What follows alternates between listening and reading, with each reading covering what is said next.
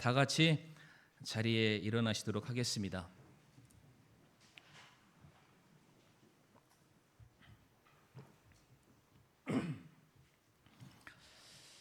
시간 다 같이 자리에 일어나셨어요. 시편 78편 70절에서 72절 말씀 되겠는데요. 세 절입니다. 그렇게 길지 않기 때문에 저희가 같이 한 목소리로 좀 읽도록 하겠습니다. 시작. 그분께서 또한 자신의 종 다윗을 택하시되 그를 양 우리에서 취하시고 새끼 뵌 암양들을 따라다니던 그를 데려다가 자신의 백성 야곱과 자신의 상속 백성 이스라엘을 먹이게 하셨더니 이에 그가 자기 마음의 순전함에 따라 그들을 먹이고 자기 손의 능숙함으로 그들을 지도하였도다. 아멘. 이 시간 저희도 함께 머리 숙여 기도하도록 하겠습니다. 고맙고 사랑 많으신 아버지 하나님, 이 시간 우리 사랑하는 성도님들 이 귀한 예배의 자리로 불러주심을 인하여 아버지 감사를 드립니다. 이 시간 바라고 구하옵는 곳이 있다면 하나님, 오늘의 이 예배의 시간이, 이 말씀을 듣는 이 모든 일련의 과정들이 하나님 우리가 늘상 하는 그러한 평범한 시간들이 되지 않게 하여 주시옵소서. 저희들에게 예배할 수 있는 특권을 주셨사오니 우리가 이 예배를 드림으로 말미암아 우리 사랑하는 성도님들 말씀을 통해서 우리가 살아가는 우리들의 인생의 목적을 발견하게 하여 주옵시고, 하나님께서 우리를 부르신 그 부르심에 합당하게 살아갈 수 있는 믿음의 결단의 시간이 되게 하여 주시옵소서. 아버지, 이 시간 한 영혼도 그냥 돌아가지 않게 하시고 우리가 말씀을 통하여서 자기의 십자가를 짊어지고 주님을 따르는 참된 제자의 삶이 될 수 있도록 아버지 인도해 주시옵소서. 아버지 하나님, 간절히 시간 구하옵는 것은 이 땅에서 일어나고 있는 모든 분열과 전쟁을 그치게 하여 주시고 하나님의 거룩하신 통치와 평강이 다스리는 충만한 은혜가 하나님 모든 곳에 임할 수 있도록 인도해 주시옵소서. 감사드리며 사랑 많으신 예수님의 이름으로 기도를 드리옵니다. 아멘. 네, 자리에 앉으시겠습니다. 오늘은 시편 78편 70절부터 72절 말씀을 통해서 택함 받은 자의 기준이라는 말씀으로 함께 저희들 은혜를 좀 나누도록 하겠습니다. 우리 죄송한데 청년 중에 한 명이 우리 모치님 내려가는 거 조금 케어해 주시면은 네, 감사합니다. 네, 됐습니다. 두 분 다 앉으시면 되고요. 우리가 그러니까 누군가를 뽑을 때, 그리고 누군가를 세우게 되었을 때, 다시 말해 누군가를 우리가 중요한 자리에 무엇인가 맡기로 했을 때는 그 사람을 뽑는 어떤 기준들을 저마다 이제 가지고 있습니다. 예를 들어서 우리가 어떤 회사에 취직을 하려 해도 그 회사에서 우리에게 요구하는 스펙에 맞춰야만 하고 회사도 그러한 사람들을 자신들의 일꾼으로 뽑기도 하죠. 세상 사람들이 보는 선택의 기준은 이미 우리가 알고 있는 많은 것들이 있습니다. 어떤 곳은 그 사람의 학벌을 보기도 합니다. 이제 좋은 대학교, 소위 말하는 스카이대를 나오는 사람들을 많이 선호하기도 하죠. 또 그 사람의 배경을 보기도 합니다. 그 사람이 어디 출신 사람인지, 어느 지방 사람인지 이런 것도 많이 보겠죠. 그 사람의 능력도 아마 볼 것이고요. 그런 능력만 가지고 있는 것이 아니라 그 능력을 통해서 어떠한 성과를 이루어냈는지도 사람들이 그 사람을 뽑을 때의 하나의 선택 기준으로 두게 될 것입니다. 그래서 더 뛰어나 보이는 사람, 더 많은 업적을 세운 사람, 그리고 더 많이 인정받는 사람을 택하는 것이 인지상정입니다. 자, 그런데 세상에서는 그러한 선택의 기준을 가지고 사람을 뽑는다라고 한다면 우리가 성경을 보게 되면은, 그리고 하나님께서 택하시는 사람들의 면면을 살펴보게 되면은 우리의 생각과 세상적인 기준과는 무엇인가 차이가 있다는 것을 우리가 알게 됩니다. 사람들의 경우에는 그 사람이 큰가, 강한가, 유능한가, 대단한가 이런 것들을 보지만은 하나님께서는 오히려 그와 정반대의 모습이죠. 그의 작고 그의 연약한 것들을 하나님께서는 들어 사용하시는 것을 우리가 보게 되죠. 사람들의 경우에는 이미 그 사람에게 드러난 어떠한 업적들을 높이 사고 있지만 오히려 반대로 하나님에게서는 그 사람에게 감추어져 있는 그 사람의 중심을 보시면서 그 사람을 들어 일하시는 것을 우리가 보게 됩니다. 사람들의 경우에는 어떠한 결과가 나타나고 난 이후에야 그 사람을 주목하게 되지만 하나님께서는 그 사람이 어떤 일을 했냐 하지 않았느냐 이런 것이 아니라 그 사람의 중심과 마음을 살펴보시고 그것이 하나님의 마음에 합하다라고 여기셨을 때에 그를 택하시고 자기의 일꾼으로 사용하시더라. 우리가 성경을 통해서 발견하게 된다는 것이죠. 바로 오늘 우리가 함께 읽었었던 이 시편 78편의 말씀이 하나님께서 사람을 택하시는 명확한 하나의 기준을 우리에게 제시해 주고 계십니다. 도대체 하나님께서는 무엇을 보시고 다윗을 자신의 일꾼으로 택하셨을까? 다윗 시대에 분명히 수많은 사람들이 존재했을 텐데 왜 그 많고 많은 사람 중에 다윗이었을까? 하나님께서 선택하신 기준은 대체 무엇이었을까? 우리는 이와 같은 질문에 호기심을 가져야 되는데 왜 우리가 그런 마음을 가져야 될까? 하나님께서 다윗을 들어 사용하셨던 것처럼 우리도 어찌 보면 한 번 태어나서 살아가는 이 땅의 삶에서 그냥 살아가는 것보다 하나님의 부르심에 우리가 순종해서 하나님께서 이루고자 하시는 그 놀라운 사역에 우리들의 인생이 조금이라도 쓰임 받는다면은 그게 얼마나 가치 있고 얼마나 귀하고 얼마나 기쁜 일일까? 우리 성도님들 그런 마음들 없으십니까? 우리가 이 짧은 인생이지만 내 인생의 단 한 부분이라도 단 하나의 사건이라도 좋으니 하나님의 손에 내가 택함을 받고 물론 우리가 구원받아 하나님의 자녀인 것은 사실이지만 그것과는 좀 별개로 하나님께서 이루고자 하시는 그 사역의 역사의 한 주인공이 되어서 그 일을 하나님이 주시는 능력을 받들어서 그 사역에 내가 참여한다. 너무나도 참 귀하고 너무나도 소중한 일이 아닌가 생각을 해보게 됩니다. 우리가 그러한 마음으로 다윗은 어떻게 선택받았을까? 그러면은 나에게는 다윗이 가졌던 그런 마음과 그런 자세가 나에게 있는 걸 우리가 좀 살펴보기를 원하는데요. 먼저 오늘 본문 70절 말씀을 보게 되면은 그분께서 또한 자신의 종 다윗을 택하시되라고 말씀을 하십니다. 하나님이 다윗을 택하셨다라고 말씀을 하십니다. 그리고 비슷한 말씀이죠. 사도행전 13장 22절의 말씀 보게 되면은 여기서는 뭐라고 말하고 있냐면 다윗이 내 마음에 맞는 사람이다. 내 마음에 합한 사람이다 라고 말씀하고 계시는 거예요. 다시 말해서 하나님께서 다윗의 삶을 보시니까 무엇인가 하나님의 마음에 합한 것이 있는 거예요. 무엇인가 하나님의 마음을 좀 긁어주고 시원케 해주는 그 모습이 다윗 안에서 발견되었기 때문에 하나님께서는 그 기준을 가지고 다윗을 택하셨고 자기의 종 삼으셨고 당시 이스라엘의 왕으로 그를 택정하시게 됐다는 것입니다. 자, 과연 그러면은 다윗에게서 발견되는 그 모습이 우리에게 동일하게 발견될까? 그 두 가지를 우리가 함께 살펴볼 텐데 그 두 가지가 무엇인지를 함께 나누기 이전에 먼저 우리 성도님들과 주목하고 싶은 한 부분이 있는데요. 그것은 무엇이냐면은 다윗이 언제 하나님께 이와 같은 택함을 받았을까?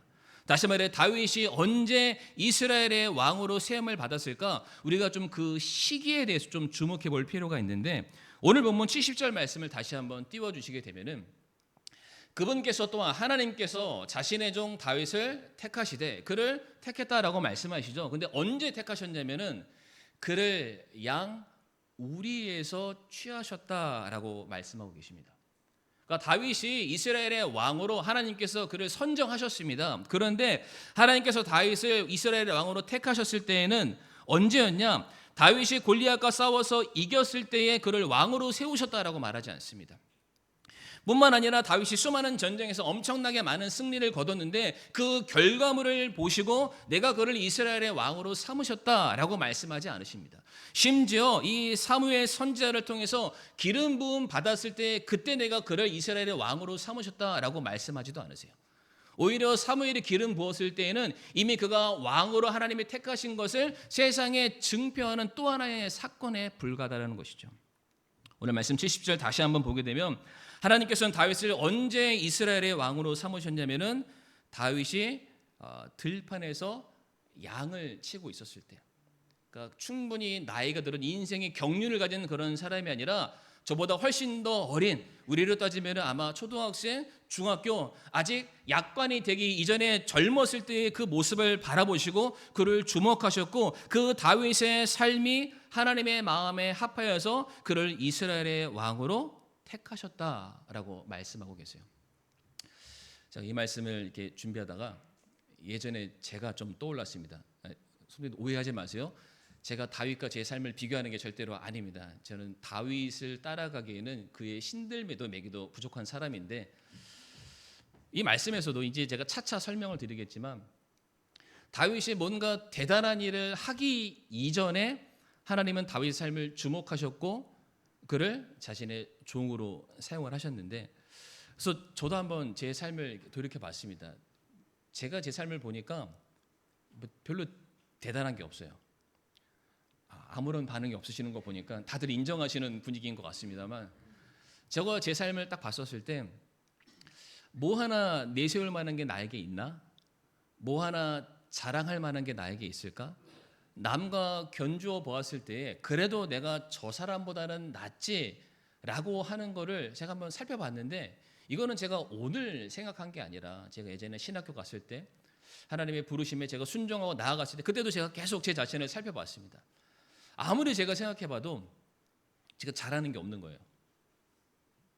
그 동정의 눈으로 저를 보지 마시기 바랍니다.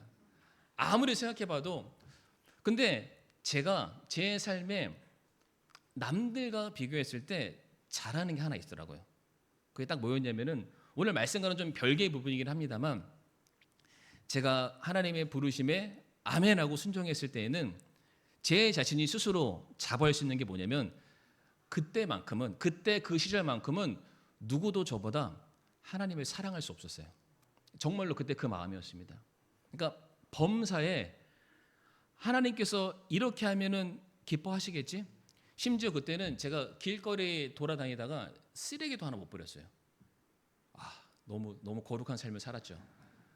그러니까 마침 하나님께서 CCTV로 저를 지켜보고 계신다, 하나님이 나를 보고 계신다, 나와 함께 하신다라는 그 생각에 확 사로잡혔는데, 그 함께하고 계신다라는 게 두려움과 어떤 초조함으로 다가왔던 것이 아니라 그게 너무 감사했었던 그런 때가 있었어요. 그래서 무슨 하나 행동을 하더라도 이렇게 하면은 하나님이 기뻐하시겠다, 그러면서 그냥 혼잣말로 뭘 했냐면은, 뭘 하고 하나님 저 잘했죠, 제가 그렇게 고백했었던 그런 때가 있었습니다. 바로 그때에, 물론 제가 어렸을 때부터 저희 부모님이 너 크면은 목사해라 그런 얘기를 많이 하셨었는데, 그냥 그러한 인식 속에서도 살아왔지만, 제가 그 20대 초반쯤 되는 그때 나이였었는데, 내가 이렇게 하나님을 사랑하는데, 이렇게 내가 주님을 사랑하는데, 내가 주님을 위해서라면은 뭐라도 내가 다 하겠다. 그래서 그때는 제가 저기 서울에 있는 교회에서 이제 교회에서 청소하는 일을 먼저 했으니까, 신학생들이 하는 일이 청소밖에 더 있습니까? 이제 청소하는데 그것도 너무 기뻤어요. 그러니까 뭔가 내가 하나님의 기뻐하시는 일을 위해서 내가 무엇인가 이바지할 수 있다라는 것 자체가 너무 제가 그게 기뻤습니다. 아마도 하나님께서 저를 부르신 게 그때 그 마음을 보신 게 아닌가.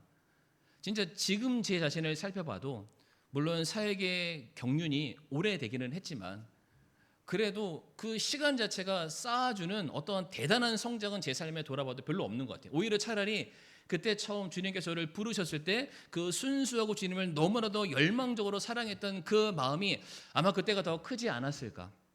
그래도 너무 감사한 것은 그 마음 하나 보시고 저를 이 자리에 세워주신 하나님께 모든 영광을 돌려드리게 됩니다.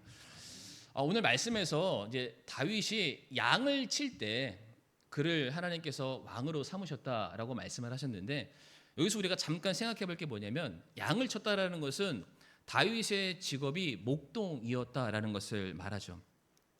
목동은 성도님들 들어봐서 아시겠지만은 당시에 사회적으로 높은 직급의 사람이 아닙니다. 그러니까 천민입니다. 천민. 굉장히 사회적으로 사람들한테 대접받지 못하고 인정받지 못하던 직업 중에 하나입니다. 왜 그러냐면, 생각해 보세요. 양을 치려면은 들판으로 나가야 되죠. 들판에 나가면은 이제 그냥 허허벌판에서, 그러니까 동물들이 좋아하는 장소에 가면 뭐가 또 있을까요? 똑같은 동물들이 있겠죠. 야수, 맹수, 사자, 곰, 늑대가 언제도 모르게 막 출몰하는 그러한 장소에서 늘 이 생명의 촌각을 다투는 그러한 삶을 살아야만 했습니다. 뿐만 아니라 우리 성도님들 중에 혹시 몽골 다녀오신 분 계시나요? 언젠가 기회가 되면은 우리 몽골에서 선교하시는 우리 선교사님 한번 방문했으면 좋겠는데, 이제 몽골 가는 선교팀들이 항상 찍는 게 드넓은 초원 위에서 파란 하늘을 배경으로 사진을 이제 찰칵 찍습니다. 그러면 이제 사진을 보는 사람들은 와 너무 예뻐요라고 얘기를 합니다. 근데 그 자리에서 사진 찍은 사람들 하라는 말이 다 뭐냐면은 온 길바닥이 다 똥이래요. 말똥. 초원에 다 말똥이 다 있대요. 그러니까 마찬가지입니다. 이 목동의 경우에도 짐승들과 함께 살다 보면은 그들이 앉고 눕는 모든 자리가 배설물들이에요. 그 주변에 얼마나 짐승의 사체들이 많았을까요?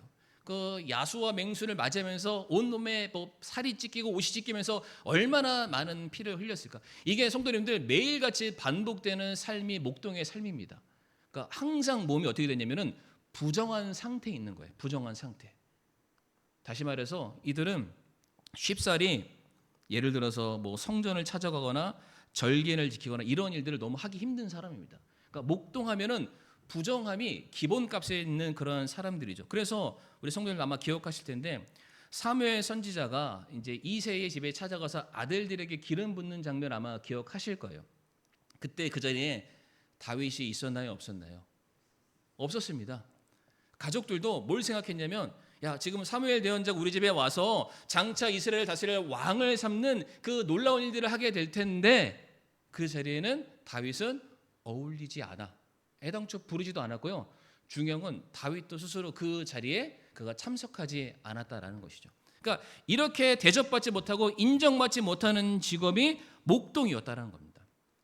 다시 말해 세상적인 관점으로 다윗이라는 사람을 봤었을 때 그를 들어 쓸만한 이유가 전혀 없다라는 것입니다. 그런데 앞에서도 말씀드렸지만은 세상이 보는 것과 하나님이 보시는 것은 분명한 차이가 있습니다. 우리가 다 같이 사무엘상 16장 7절 말씀 같이 한번 읽어보겠습니다. 시작. 사람이 보는 것처럼 보지 아니하나니 사람은 겉모습을 보나 주는 마음을 보느니라. 아멘. 제 자신에 대해서 성도님께 말씀드렸지만은 이 사람이 보는 관점으로 저를 본다면 저는 정말로 목사 될 만한 자격이 없습니다. 심지어 우리 반석교회에서 담임 목사라는 그 직책을 감당할 만한 자격도 저에게 없을 수도 있습니다. 마찬가지죠. 다윗의 삶을 봤었을 때 목동 부정한 사람입니다. 목동 천한 사람입니다. 목동 언제 죽어도 시원치 않는 사람이 목동이었죠. 그러나 세상에 보는 관점과 하나님 보시는 것은 전혀 다르다라는 것이죠. 과연 하나님께서는 다윗의 삶에서 무엇을 보셨길래 그를 위대한 일꾼이요 이스라엘의 왕으로 삼으셨을까? 두 가지 말씀드릴 텐데요. 첫 번째, 하나님께서는 다윗의 순전함을 보셨습니다. 오늘 72절에 나와 있죠. 72절 상반절 말씀 보게 되면은 순전함에 따라서 그들을 먹이고라고 말씀하고 있습니다. 하나님이 다윗의 무엇을 보셨다고요? 순전함. 이 순전함이 히브리어로는 톰이라고 있는데 그 의미가 순진함 이런 게 아닙니다. 완전하다, 정직하다, 청렴결백하다. 이게 영어로는 인테그리티라고 읽는데 이것을 조금 쉽게 표현하면은 이 사람이 앞과 뒤가 똑같다라는 겁니다. 이 사람의 삶이 겉과 속이 통일된 사람이다. 이 사람은 어떠한 사람인데 그는 말하는 것과 행동하는 것이 똑같은 사람이다 라는 것을 표현할 때 히브리어로는 톰이라고 있고요. 그것을 한국말로 번역하면 이 사람은 순전한 사람이다 라는 뜻입니다. 성도님들 손을 양심에다 이렇게 올려보시고 우리 성도님들 순전하신 분이십니까? 앞과 뒤가 똑같나요? 왜 대답이 없으시죠? 앞과 뒤가 다 똑같나요? 예를 들어서 저희들이 뭐 우리가 좋아하는 정치인들도 있지만 대부분의 정치인들을 우리가 신뢰하지 못하는 이유가 어디에 있습니까? 앞에서는 대중들 앞에서는 그럴싸하게 좋은 말들을 하지만 실상 뒤로 가면은 이게 딴짓을 할 때가 많이 있습니다. 그러니까 우리들에게 실망감을 안겨주다 보니까 저 사람 말하는 것과 행동이 달라 믿을 수 없어. 내가 그렇게 그 사람을 그냥 치부해 버리기도 합니다. 실제로 우리들의 삶 속에서도 우리가 사람과 인간관계를 맺게 됐을 때 우리가 좋아하지 않는 사람의 부류를 살펴보게 되면은 보통은 앞뒤가 다른 사람. 내 앞에서는 싹싹하게 잘하고 좋은 말 하지만은 돌아서서는 나를 향해서 뭔가 안 좋은 말 하는 사람들 우리는 그 사람들을 싫어하게 되죠. 이게 꼭 뭐 정치인들만을 말하는 게 아니라 성도님들 우리의 삶도 저는 마찬가지라고 생각하는데 저와 성도님도 우리가 살아가면서 여러 가지 다양한 얼굴을 가지고 살아갑니다. 인정하시나요? 우린 여러 가지 얼굴을 가지고 살아가요. 예를 들어서 우리 가족 구성원들과 함께 있었을 때의 내 얼굴이 있습니다. 그리고 직장이나 회사에서 갖는 내 얼굴이 있죠. 그러니까 내가 사랑하는 내 친구를 만났을 때의 내 얼굴이 따로 또 있습니다. 우리는 필요하다면 각 장소에 맞는 얼굴을 가지고 살아가고 있습니다. 제가 저희 청년들한테 이제 그런 얘기를 좀 나누는 시간을 가졌는데 우리 성도님들 혹시 그 MBTI라고 아시나요? 좀 아신다고 좀 얘기 좀 해주세요. MBTI. 그러니까 사람의 성향을 분석하는 총 16단계로 나누는 그런 게 있는데 뭐 복잡하니까 다 설명하지 않고요. 이 사람이 내성적이냐 외향적이냐 이런 거 따지는 그런 기준이 있습니다. 제가 청년들한테 물어봐요. 내가 어떠한 기질의 사람처럼 보여? 라고 물어보면은 한결같이 내성적이냐 아니면 외향적이냐 뭐라고 얘기했을 것 같으세요? 거 봐요. 좀 성도님들 다 섞고 계세요. 그러니까 보통은 저 보면은 차 목사는 성격이 밝으니까 외향적이야라고 말을 하지만 제가 그 테스트를 검사해봤더니 저는 지극히 내성적인 사람입니다. 실제로 이 강단에 서거나 성도님 앞에 섰을 때는 이게 사회화된 어쩔 수 없이 제 기능을 다하기 위해서 앞에서 막 이렇게 춤도 추고 막 소리도 지르고 이렇게 하지만 실상은 제가 혼자 있는 자리로 돌아가게 되면은요 집에서 말을 잘 안 해요. 그러다가 딱 교회 와서 말을 하기 시작하면은 여기 성도님들 갑자기 말 많이 하면 여기 아픈 거 아시나요? 제가 이제 주일날 되면 여기가 아파요. 갑자기 말을 제가 많이 해서. 마찬가지로 우리가 사람들이 많이 있을 때의 나의 모습과 나 혼자 있을 때의 모습이 전혀 다르다라는 거예요. 다시 말해 아무도 보지 않는 곳에서의 나의 모습이 진짜일 경우가 훨씬 더 많겠죠.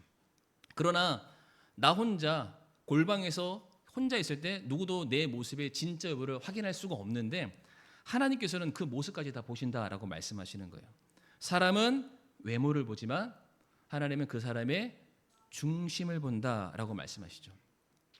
다시 말해서 하나님께서는 다윗이 그냥 외적으로 사람들에게 보여지는 목동이라는 부정한 사람의 모습만을 본 것이 아니라 다윗의 그 중심 안에 그의 순전함, 겉과 속이 통일되어 있는 그 삶을 보셨다라는 거예요. 다시 말해 다윗은 순전한 사람이었습니다. 사람이 많을 때나 광야에 혼자 있을 때나 그는 언제나 동일한 사람이었습니다. 성도님, 그 동일함은 다윗이 왕이 되기 전과 왕이 되고 난 이후에도 동일하게 계속해서 이어지는 그의 성품이기도 합니다. 하나님께서 그것을 보신 거예요. 제가 특별히 성도님에게 드리고 싶은 말씀은 무엇이냐면은 하나님께서 다윗의 언제적 그의 순전함을 보셨습니까? 다윗이 양을 쳤을 때에 그의 순전함을 보셨다라고 말씀하시는 거예요. 목동이라고 말씀드렸죠. 직업이 비천한 사람입니다. 가진 것이 없는 사회적인 약자인 사람이 어떻게 해서든 먹고 살기 위해서 택하는 직업이 목동입니다. 성도님들, 그 목동이 자기 소유의 양을 가지고 있었을까요? 전부 다 남의 겁니다. 혹은 자기의 가족 거가 되거나. 사무엘상 17장 34절과 35절 말씀 한번 띄워주시고요. 여기서 보면은 다윗이 사울에게 하는 말이 있습니다. 당신의 종이 이제 자기 자신을 말하는 거예요. 자기 아버지의 양들을 지킬 때에라고 말하고 있죠. 지금 다윗이 누구의 양을 지키고 있습니까? 일단 자기 양은 아닙니다. 남의 양이죠. 물론 가족의 양이긴 하지만은 자기 이름, 자기 명의로 되어 있는 양을 지키는 것이 아니라 누군가 나에게 맡기는 양을 지키는 사람이 접니다라고 말을 합니다. 자, 그런데 그 양을 키울 때 환경이 어떻습니까? 우리가 알고 있는 시편 23편의 푸른 초장입니까? 아니죠. 그 양들을 쳤을 때 사자와 곰이 와서 양떼에서 어린 양을 움켜간다라고 되어 있습니다. 움켜갈 수도 있다라는 것이 아니라 이미 맹수들이 쳐들어와서 양들을 그들의 입으로 채서 이미 도망가고 있는 그런 상황. 날마다 다윗이 이러한 삶을 살았다라고 말하고 있죠. 그런데 뭐라고 얘기해요? 35절에 그러니까 위험해서 다윗이 도망쳤다라고 되어 있습니까? 내 일이 아니라고 그럽니까? 아니죠. 내가 따라갔다라고 되어 있습니다. 다시 말씀드리지만은 이 양은 다윗 건가요, 아닌가요? 다윗 게 아니에요. 자기에게 맡겨진 겁니다. 그런데 자기 것이 아님에도 불구하고 다윗은 내게 맡겨준 사명에 충성을 다하기 위해서 따라갑니다. 그것을 치고 그것의 입에서 그것을 건져내었고 그것이 일어나서 내게 대항하면 내가 그것의 수염을 잡고, 할아버지 수염이 아닙니다. 곰의 수염, 사자의 수염, 어떤 맹수의 수염을 잡고 입을 벌려서 거기에서 그 양들을 건져내는 사람이 누구였다고요? 다윗이었다라고 말하고 있습니다. 다시 말해서 다윗은요, 내 양이 됐든 남의 양이 됐든 똑같이 지켰다라는 것입니다. 그는 도망치지 않았습니다. 막대기를 들고 싸웠습니다. 돌을 들고 싸웠습니다. 사자와 곰과 맞서 싸웠습니다. 왜? 내게 맡겨진 일이기 때문이죠. 내게 맡겨진 일이라면 그것이 내 것이든 내 것이 아니든 다윗은 순전함으로 일관했습니다. 다시 말해서 이것이 내가 원하는 내 삶의 인생의 목적이 아니라 할지라도 그것이 천지를 지으신 하나님께서 내게 맡겨주신 사명이고 책임이라면 그 일을 위해서도 동일하게 목숨 걸고 일하는 사람이 바로 다윗이었다. 다윗에게 무엇이 있었다고요? 그에게 순전함이 있었다 말씀하고 계세요. 안과 밖이 똑같았다. 속이는 것이 없었다. 하나님께서는 다윗의 그 마음을, 그 속의 중심을 살펴보셨죠. 지금도 하나님께서는 어떠한 사람을 찾으시냐면은 골방에 누구도 보지 않는 그런 장소에서도 여전히 하나님을 경외하고 신뢰하며 그분의 말씀을 철석같이 믿고 그 말씀대로 살아가려고 애쓰는 한 사람을 하나님은 지금도 찾고 계십니다. 성도님들, 순전한 사람은 어떠한 사람일까요? 그 사람은 죄를 가볍게 여기지 않습니다. 왜일까요? 하나님이 보고 계심을 알기 때문입니다. 순전한 사람은 영혼을 가볍게 대하지 않습니다. 왜 그럴까요?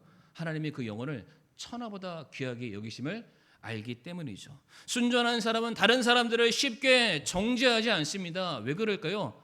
그 역시 자신이 죄인 되었음을 그는 알기 때문입니다.